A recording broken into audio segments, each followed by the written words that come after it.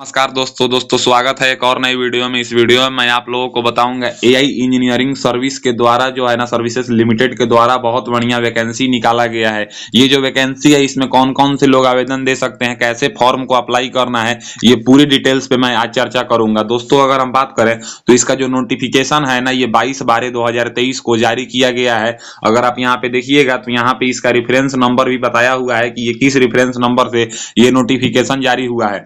दोस्तों यहाँ पे अगर हम बात करें तो notification for the post of assistant supervisor का है। ये देखिए ये वैकेंसी है असिस्टेंट सुपरवाइजर का, ये वैकेंसी बताया हुआ है। यहाँ पे अगर हम आगे बात करें तो यहाँ पे देखिए एआई इंजीनियरिंग सर्विसेज के बारे में यहाँ पे लिखा हुआ है कि 1 जनवरी 2024 जो होगा ना इसी तक मतलब आपका जो है ना इससे पहले आपका एज काउंट किया जाएगा और आपका जो है ना एजुकेशन क्वालिफिकेशन काम मतलब काउंट किया जाएगा। यहाँ पे बताया जा रहा है कि फिक्स टर्म कॉन्ट्रैक्ट बेसिस का ये जॉब है जो कि 5 ईयर्स का जो है ना यहाँ पे देखिए 5 ईयर्स का कॉन्ट्रैक्ट बेसिस जॉब है। उसके बाद यहाँ पे नंबर ऑफ वैकेंसी के बारे में बताया हुआ है। आप यहाँ पे देखिएगा तो टोटल यहाँ पे जो पोस्ट है ना ये 209 पोस्ट बताया हुआ है, जिसमें जो है ना दिल्ली के लिए 87 पोस्ट है और यहाँ पे मुंबई के लिए 70 वैकेंसी है और कोलकाता के लिए 12 वैकेंसी है, हैदराबाद के लिए 10 वैकेंसी है और यहाँ पे नागपुर के लिए 10 है और यहाँ पे जो है ना तिरुवनंतपुरम के लिए 20 वैकेंसी है। टोटल 209 वैकेंसी है। यहाँ पे आगे बताया जा रहा है कि जो भी रिजर्वेशन सेंट्रल गवर्नमेंट फॉलो करती है जैसा कि SC ST OBC ex serviceman ना वो मतलब वो रिजर्वेशन ये फॉलो करेगी, यानी कि सेंट्रल गवर्नमेंट वाला रिजर्वेशन ये फॉलो करेगी। यहाँ पे एलिजिबिलिटी क्राइटेरिया के बारे में बताया हुआ है कि 1 जनवरी 2024 से पहले आपका एज काउंट किया जाएगा और आपका एजुकेशन क्वालिफिकेशन काउंट किया जाएगा। यहाँ पे जो है ना एजुकेशन क्वालिफिकेशन के बारे में बताया हुआ है कि 3 साल का ग्रेजुएशन जो है ना आप अगर किए हैं किसी भी स्ट्रीम से, यहाँ पे देखिए मैं इसको हाईलाइट कर देता हूँ, किसी भी स्ट्रीम से, जैसे कि अगर आप BSc BCom BA किए हैं किसी भी यूनिवर्सिटी से तो आप जो है इस फॉर्म को भर सकते हैं। लेकिन इसके साथ आपको बोला गया है कि मिनिमम 1 साल का कंप्यूटर कोर्स आपके पास होना चाहिए और 1 साल का जो है ना वर्क एक्सपीरियंस होना चाहिए डाटा एंट्री कंप्यूटर एप्लीकेशंस पे, तो जो है ना आप इस फॉर्म के लिए एलिजिबल हैं। या अगर आपके पास BSc BCom BA नहीं है तो अगर आप BCA या BSc किए हैं, यहाँ पे देखिए BCA या BSc IT या जो भी मतलब कोर्स किए हैं और 1 साल का वर्क एक्सपीरियंस है डाटा एंट्री में, तो भी आप इस फॉर्म को जो है ना एलिजिबल है फॉर्म भरने के लिए। उसके बाद यहाँ पे बताया हुआ है कि जनरल कैटेगरी से अगर आप आते हैं तो आपका जो एज है ना वो 35 साल से ज्यादा नहीं होना चाहिए। OBC का एज जो है वो 38 साल से ज्यादा नहीं होना चाहिए। SC ST का जो एज है वो 40 साल से ज्यादा नहीं होना चाहिए। ये जो एज है एज लिमिट 1 जनवरी 2024 को काउंट किया जाएगा।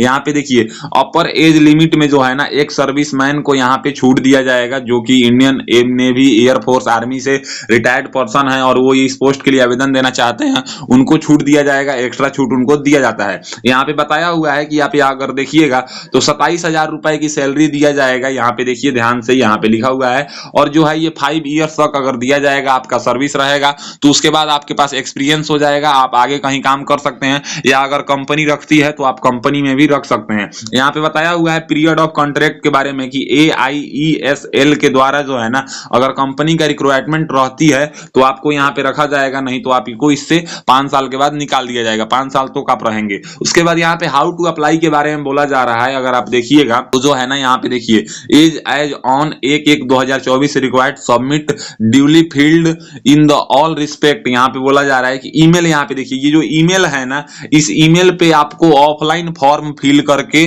भेजना है, मतलब फोटो उसका क्लिक करके या तो आप PDF में भेजिए या नॉर्मल फोटो भेज दीजिए। आपको फॉर्म यहाँ पे भेजना है कहे तो careers@aiesl.in पे आपको फॉर्म को भेजना है और यहाँ पे जो है ना इनके जो ऑफिशियल लिंक है उस लिंक पे भी एक गूगल फॉर्म है, उस फॉर्म को भी आपको फिल करना है। और यहाँ पे बताया हुआ है कि इसमें एप्लीकेशन फी भी लगने वाला है।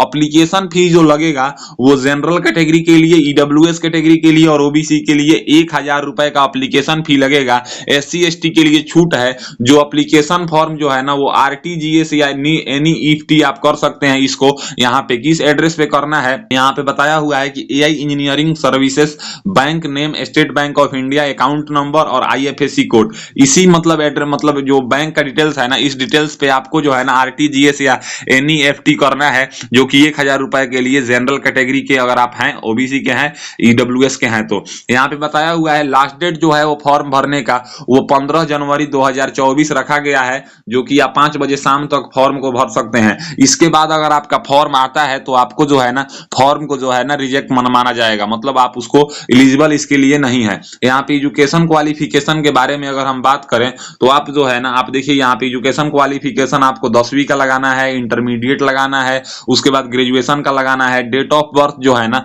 वो अगर आप ऐसे मतलब डेट ऑफ बर्थ के प्रूफ की बात करें तो यहाँ पे जो है ना एसएससी पासिंग सर्टिफिकेट जो होता है यानी 10th क्लास पासिंग सर्टिफिकेट माना जाएगा।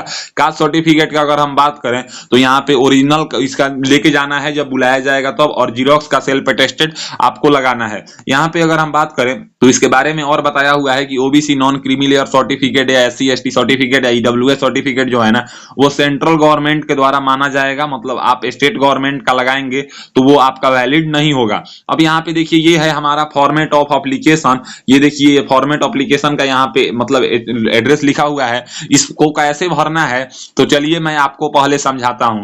दोस्तों अगर हम बात करें तो देखिए ये जो है ना ये एक है ऑफलाइन फॉर्म, मतलब इसमें आपको क्या है तो यहाँ पे देखिएगा तो असिस्टेंट सुपरवाइजर लिखा हुआ है, तो ये देखिए ये हमारा पोस्ट हो गया। उसके बाद यहाँ पे बात करें तो फर्स्ट नेम आपको बताना है, फिर यहाँ पे मिडिल नेम बताना है, फिर यहाँ पे सरनेम यानी कि लास्ट नेम बताना है, फिर यहाँ पे आपको अपने पिताजी का नाम बताना है, आपको अपना डेट ऑफ बर्थ बताना है, और यहाँ पे जो है ना आपको अपना डेट ऑफ बर्थ से काउंट ये चीज करना है कि आप जो है ना 1/1/2024 को कितने साल, कितने महीने और कितने दिन के हो रहे हैं, इसका प्रिंट निकाल के भरना है। उसके बाद यहाँ पे जो है ना प्लेस ऑफ स्टेट बर्थ यानी कि आपका जन्म किस राज्य में हुआ है, उसके बाद जो है ना आपका एड्रेस पूरा फिल करना है, जैसे कि विलेज, पोस्ट, पुलिस स्टेशन, जिस तरह से आप फिल करते हैं, डिस्ट्रिक्ट वो फिल करना है, और यहाँ पे जो है ना आपको पिन कोड फिल करना है, फिर यहाँ पे आपको अपना मोबाइल नंबर फिल करना है, और यहाँ पे आपको अपना ईमेल आईडी फिल करना है, जेंडर आपको टिक करना है। उसके बाद यहाँ पे जो है ना आपको मैरिटल स्टेटस बताना है कि आपका शादी हो चुका है कि आप अनमैरिड हैं। तो यहाँ पे जैसे मान लीजिए कि अगर हम अनमैरिड कैंडिडेट्स हैं ना तो यहाँ पे आपको एक्स कर देना है, यानी कि टिक नहीं करना है, इसमें एक्स कर देना है। उसके बाद जो है ना यहाँ पे आपको नेशनलिटी बताना है, फिर यहाँ पे रिलीजन बताना है, फिर यहाँ पे जो है ना क्या आप जो है ना इंग्लिश लैंग्वेज बोल पाते हैं, अगर बोल पाते हैं तो यहाँ पे यस करेंगे और नहीं तो आप इसको नो करेंगे। उसके बाद यहाँ पे अगर आप लोकल लैंग्वेज के बारे में आपकी जानकारी है, जैसे मान लीजिए कि आप जैसे आपका मन है कि हम दिल्ली में जाएं तो दिल्ली में हिंदी लोकल लैंग्वेज है तो यहाँ पे उसके अनुसार टिक कीजिएगा। अगर हैदराबाद में सिलेक्शन होता है तो उसका लोकल लैंग्वेज, तो इस तरह से आपको टिक करना है। फिर यहाँ पे आपसे पूछा जाएगा कि आपको कंप्यूटर का नॉलेज है, अगर है तो आप यहाँ पे यस करेंगे और नहीं है तो आप इसको नो करेंगे। फिर यहाँ पे आपसे पूछा जाएगा, देखिए यहाँ पे अगर मान लीजिए कि आपका कैटेगरी क्या है, एससी एसटी ओबीसी या अदर से आप हैं, जैसे मान लीजिए आपका जो भी कैटेगरी है ना उस कैटेगरी में आप यहाँ पे टिक करेंगे। तो टिक कैसे करना है तो इस तरह से नहीं करना है, आपको क्या करना है ना कि जैसे मेरा एससी कैटेगरी है तो हम क्या करेंगे ना कि यहाँ पे एससी के सामने इस तरह से कर देंगे, इस तरह से कैटेगरी आपको फिल करना है, और जो कैटेगरी आप यहाँ पे देंगे उसका सर्टिफिकेट भी आपको देना होगा जो कि सेंट्रल गवर्नमेंट के द्वारा बना होना चाहिए। फिर यहाँ पे आपको एक सर्विसमैन अगर है तो यहाँ पे यस करेंगे और नहीं है तो आप इसको नो करेंगे। फिर यहाँ पे आपसे पूछा जाएगा कि क्या आप गवर्नमेंट या सेमी गवर्नमेंट या पब्लिक सेक्टर में अगर काम करते हैं तो आप इसको यस करेंगे, और नहीं करते हैं तो आप इसको नो करेंगे। अगर यस करते हैं तो आपको नो ऑब्जेक्शन सर्टिफिकेट भी लगाना होगा। उसके बाद यहाँ पे बात करें तो आपको एजुकेशन क्वालिफिकेशन के बारे में बताना होगा। अब देखिए एजुकेशन क्वालिफिकेशन जो है ना सबसे पहले आपके 10th किस बोर्ड से किए हैं, डेट पासिंग क्या था, उसके बाद ड्यूरेशन में 1 ईयर्स लिख दीजिएगा, परसेंटेज बताइएगा। फिर यहाँ पे आपको इंटरमीडिएट का यहाँ पे बोर्ड का नाम बताना है, पासिंग डेट बताना है, और उसके बाद यहाँ पे ड्यूरेशन बताना है, 2 ईयर्स का 12th होता है, और यहाँ पे परसेंटेज बताना है। फिर यहाँ पे ग्रेजुएशन अगर आप नॉर्मल किए हैं, जैसे कि अगर ग्रेजुएशन होता है ना वो क्या बोलते हैं बीएससी बीकॉम बीए, तो यहाँ पे यूनिवर्सिटी बताएंगे, पासिंग डेट मंथ बताएंगे, ड्यूरेशन 3 ईयर्स लिखेंगे क्योंकि ग्रेजुएशन बीएससी बीकॉम बीए 3 साल का होता है, और यहाँ पे परसेंटेज बताएंगे। अगर आप बीसीए या बीएससी आईटी किए हैं तो यहाँ पे उसके बारे में बताएंगे, उसका यूनिवर्सिटी, और यहाँ पे जो है ना पासिंग डेट मंथ ईयर बताएंगे, ड्यूरेशन में यहाँ पे 3 साल का होता है, उसके बाद परसेंटेज बताएंगे। फिर यहाँ पे अगर आप कोई कंप्यूटर कोर्स किए हैं तो उसका डिटेल्स दीजिए, किस यूनिवर्सिटी से किए हैं, पासिंग डेट क्या था, ड्यूरेशन कितने साल का किए हैं, परसेंटेज क्या था उसमें आपका, ये सब आपको जो है ना लगाना है। और इस सब का जो है ना आपको जीरोक्स करा के वहां पे लेके जाना है और ओरिजिनल भी लेके जाना है। अगर आपके पास कहीं एक्सपीरियंस है, जैसे कि इसमें बोला गया था कि आपको डाटा एंट्री का कंप्यूटर एप्लीकेशन पे 1 साल का एक्सपीरियंस होना चाहिए, तो किस ऑर्गेनाइजेशन में काम किए हैं, किस पोस्ट पे काम किए हैं, कब से कब तक काम किए हैं, नेचर ऑफ जॉब क्या था, ये यहाँ पे आपको बताना है। उसके बाद यहाँ पे बात करें कि अगर आपको जो है ना डिमांड ड्राफ्ट, अब जैसे यहाँ पे लिखा हुआ है डिमांड ड्राफ्ट, लेकिन आपको डिमांड ड्राफ्ट नहीं आरटीजीएस या एनईएफटी अगर आप कराएंगे तो यहाँ पे बताएंगे किस बैंक से करा रहे हैं, यहाँ पे किस बैंक से करा रहे हैं, डेट ऑफ इशू बताएंगे और डिमांड ड्राफ्ट नंबर बताएंगे और अमाउंट यहाँ पे 1000 आपको फिल करना है। उसके बाद यहाँ पे जिस जगह से आप फॉर्म भर रहे हैं उस जगह का नाम लिखेंगे और यहाँ पे जो है ना आपको डेट बताना है और फिर यहाँ पे जो है ना आपको एक सिग्नेचर कर देना है अपना। तो इस तरह से हमारा एप्लीकेशन फॉर्म फिल हो जाएगा। अब इसको फिल करने के बाद क्या है ना कि आपको जो है ना इसका जो ईमेल आईडी दिया हुआ है उस सब का फोटो खींच लेना है और आप अपना जो है ना एक एजुकेशन सर्टिफिकेट का सबकी फोटो खींच लेंगे और इसका क्या है ना कि एक पीडीएफ बना लेंगे और पीडीएफ बनाने के बाद मैं आपको दिखा देता हूं कि आपको कौन से एड्रेस पे भेजना है। आप यहाँ पे देखिएगा तो यहाँ पे देखिए ये जो है एड्रेस लिखा हुआ है, इस ईमेल आईडी पे जो है ना एड्रेस पे नहीं भेजना है, इस ईमेल आईडी पे आपको फॉर्म को सेंड कर देना है 15 जनवरी से पहले। उसके बाद बात करें तो ये बोला जा रहा है कि एक गूगल फॉर्म फिल करना है। अब देखिए गूगल फॉर्म को कैसे फिल करना है तो यहाँ पे इसके बारे में यहाँ पे डिटेल्स दिया हुआ है कि यहाँ पे देखिए ये www.aiesl.in के वेबसाइट पे आपके जाके गूगल फॉर्म फिल करना है 22 दिसंबर से लेके 15 जनवरी तक। चलिए मैं आपको गूगल फॉर्म भी फिल करके दिखाता हूं और नोटिफिकेशन डाउनलोड करके भी मैं आपको बताता हूं। एआई इंजीनियरिंग सर्विसेज लिमिटेड में जो असिस्टेंट सुपरवाइजर का वैकेंसी निकाला गया है, अगर इसका गूगल फॉर्म भरने की बात करें या नोटिफिकेशन डाउनलोड करने की बात करें तो आप मोबाइल फोन से भी कर सकते हैं और कंप्यूटर से भी कर सकते हैं। आप जो भी चीज को यूज करते हैं उससे आपको क्या है ना कि गूगल ओपन करना है और गूगल पे आपको सर्च करना है AIESL, इस तरह से आपको लिख के सर्च करना है। अब जैसे ही आप AIESL लिख के सर्च करेंगे तो आपके सामने जो है ना एआई इंजीनियरिंग सर्विसेज का ऑफिशियल वेबसाइट खुलेगा। इसमें आपको यहाँ पे कैरियर का ऑप्शन है, कॉन्टेक्ट यूज का ऑप्शन है, अबाउट यूज का ऑप्शन है और कैरियर अचीव का ऑप्शन है। तो आपको यहाँ पे जो है ना कैरियर वाले सेक्शन के ऊपर क्लिक करना है। अब जैसे ही आप कैरियर वाले सेक्शन पे क्लिक करेंगे तो आपके सामने यहाँ पे एआई इंजीनियरिंग सर्विसेज लिमिटेड का कैरियर का ऑफिशियल वेबसाइट खुलेगा। इसका कुछ इंटरफेस इस तरह का है। अगर यहाँ पे अगर हम बात करें तो यहाँ पे आप देखिएगा तो नोटिफिकेशन एंड एप्लीकेशन फॉर्मेट, आप देखिए यहाँ पे notification and application format of assistant supervisor in AIESL Google form click link यहाँ पे दिया हुआ है, क्लिक हेयर पे आपको क्लिक करना है। तो सबसे पहले अगर आपको नोटिफिकेशन डाउनलोड करके पढ़ना है तो आप यहाँ पे व्यू एडवर्टाइजमेंट का सेक्शन है, यहाँ पे एडवर्टाइजमेंट के ऊपर अगर आप क्लिक करेंगे तो इसका एडवर्टाइजमेंट यहाँ पे डाउनलोड हो जाएगा। जैसे ही आप एडवर्टाइजमेंट के ऊपर क्लिक करेंगे तो आप देखिएगा तो यहाँ पे जो है ना इसका एडवर्टाइजमेंट आप देखिए डाउनलोड हो गया। अगर मान लीजिए कि मुझे गूगल फॉर्म फिल करना है तो यहाँ पे स्टार्ट डेट बताया जा रहा है 22/12/2023 और यहाँ पे लास्ट डेट बताया जा रहा है 20/1/2023। तो हम यहाँ पे है जहाँ गूगल फॉर्म का लिंक है यहाँ पे क्लिक हेयर के ऊपर क्लिक करेंगे।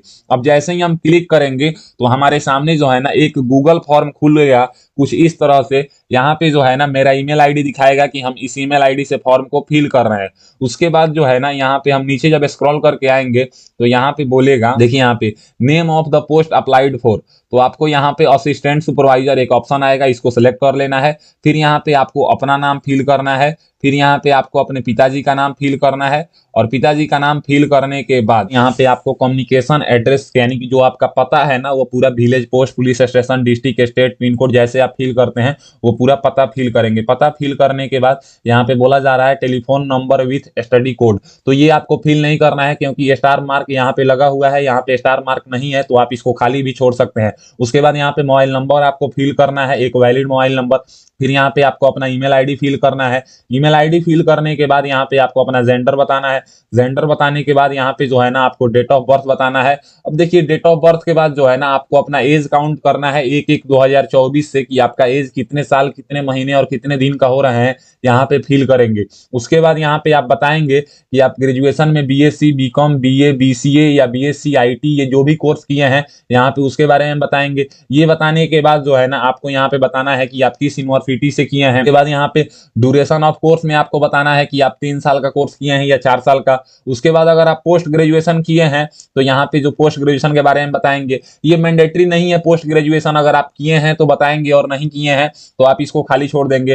फिर यहाँ पे अगर पोस्ट ग्रेजुएशन का बताए हैं कि अगर आप किए हैं तो यहाँ पे उसका यूनिवर्सिटी का नाम बताएंगे, ड्यूरेशन बताएंगे कि आप कितने साल का पीजी किए हैं। उसके बाद जो है ना आपको यहाँ पे एक्सपीरियंस के बारे में पूछा जा रहा है कि आप किस डेस्टिनेशन पे काम किए हैं। उसके बाद यहाँ पे डेस्टिनेशन बताने के बाद किस ऑर्गेनाइजेशन में काम किए हैं, आपका पे स्केल क्या रहा था, उसके बाद स्टार्टिंग पीरियड आपका क्या रहा था, उसके बाद यहाँ पे जो है ना जॉब आप जब छोड़े वो पीरियड क्या रहा था। उसके बाद यहाँ पे पूछ रहा है कि अगर आप पिछले 3 साल में कहीं काम किए हैं तो वहां पे आपको कोई दंड दिया गया है तो उसके बारे में आप यहाँ पे जानकारी देंगे। उसके बाद यहाँ पे पूछ रहा है कि जो है ना आपको कोई पनिशमेंट दिया गया था तो वो किस प्रकार का पनिशमेंट था वो यहाँ पे आप बताएंगे। तो ये सब जो है ना आप इसको नो नो कर दीजिएगा, क्योंकि अगर आप ये सब यस करेंगे तो आपके लिए सही नहीं रहेगा जॉब करने के लिए। उसके बाद यहाँ पे अगर आप गवर्नमेंट सेक्टर या सेमी गवर्नमेंट सेक्टर या पब्लिक सेक्टर में काम करते हैं तो ये इसको यस करेंगे, नहीं तो आप इसको नो करेंगे। उसके बाद यहाँ पे ये नो करने के बाद जो है ना यहाँ पे पूछा जाएगा आपकी कैटेगरी, आप कौन से कैटेगरी से बिलोंग करते हैं। तो एक बात ध्यान रहे कि आप अगर SC ST OBC या EWS सिलेक्ट करते हैं तो उसका कास्ट सर्टिफिकेट जो है ना आपको 1 जनवरी 2024 से पहले का होना चाहिए। अगर आप जनरल सिलेक्ट करेंगे तो आपको कास्ट सर्टिफिकेट आपसे नहीं लिया जाएगा। और ये बताने से पहले मैं आपको ये बात बता देता हूँ कि इसमें जो है ना कैटेगरी सिस्टम, अगर जनरल OBC EWS वाले का 1000 रुपए का पेमेंट करना है उसका भी आपका आगे डिटेल्स मिलेगा। अगर आप यहाँ पे एक सर्विसमैन से बिलोंग करते हैं तो यस करेंगे, नहीं तो आप इसको भी नो करेंगे। उसके बाद यहाँ पे बताया जा रहा है कि जो आपका जो है ना एप्लीकेशन, जैसे यहाँ पे मैं बात करूँ नोटिफिकेशन में जो बताया गया था कि जो बैंक का एड्रेस, अकाउंट नंबर और जो चीज दिया गया था वहां पे RTGS या NEFT के द्वारा 1000 रुपए का पेमेंट करना है। तो यहाँ पे बताएंगे कि किस बैंक से आप कर रहे हैं। उसके बाद डेट ऑफ इशू क्या था पेमेंट करने का, मतलब पेमेंट कब आप किए थे। उसके बाद यहाँ पे डिमांड ड्राफ्ट नंबर या RTGS या NEFT नंबर आप यहाँ पे बताएंगे। अमाउंट में आप यहाँ पे 1000 कर देंगे। उसके बाद यहाँ पे है कि अगर आपका कोई रिलेटिव जॉब करता है AI इंजीनियरिंग सर्विसेज लिमिटेड में तो यहाँ पे टिक करेंगे। अगर AI एयरपोर्ट सर्विसेज लिमिटेड में करता है तो यहाँ पे टिक करेंगे। Hotel corporation of India limited में करता है तो यहाँ पे टिक करेंगे। और एयरलाइन एलाइड सर्विस लिमिटेड में करता है तो यहाँ पे टिक करते हैं। अगर इसमें से कहीं भी नहीं करता है तो यहाँ पे आप इसको नो कर देंगे। उसके बाद यहाँ पे नो करने के बाद जो है ना यहाँ पे जैसे मान लीजिए कि आप इसको खाली छोड़ देंगे, क्योंकि अगर आप इसमें मान लीजिए कि टिक करते हैं तो यहाँ पे इसके जानकारी देंगे। उसके बाद यहाँ पे डिक्लेरेशन है, इस डिक्लेरेशन को टिक करेंगे और टिक करने के बाद यहाँ पे सबमिट कर देंगे तो ये आपका गूगल फॉर्म फिल हो जाएगा। और जैसा कि गूगल फॉर्म से पहले मैं आपको ये बताया था कि इसका जो है ना नोटिफिकेशन के जो साथ एक एप्लीकेशन फॉर्म निकाला गया है, उस एप्लीकेशन फॉर्म को भी आपको फिल करके इसके ईमेल आईडी पे भेजना था। तो इस तरह से कुछ आप जो है ना AI इंजीनियरिंग सर्विसेज लिमिटेड में असिस्टेंट सुपरवाइजर के पद पर आवेदन दे सकते हैं 22 दिसंबर 2023 से लेकर 15 जनवरी 2024 तक। तो अगर मेरी दी हुई जानकारी आपको पसंद आता है तो मेरे वीडियो को लाइक कीजिए एंड ऐसे ही इन्फॉर्मेटिव वीडियो के लिए मेरे चैनल को सब्सक्राइब कीजिए। आज के लिए बस इतना ही, मैं आपसे विदा लेना चाहूंगा। तब तक आप लोग देखते रहिए मेरा यूट्यूब चैनल फॉर्म फिलअप की नॉलेज। जय हिंद, जय भारत।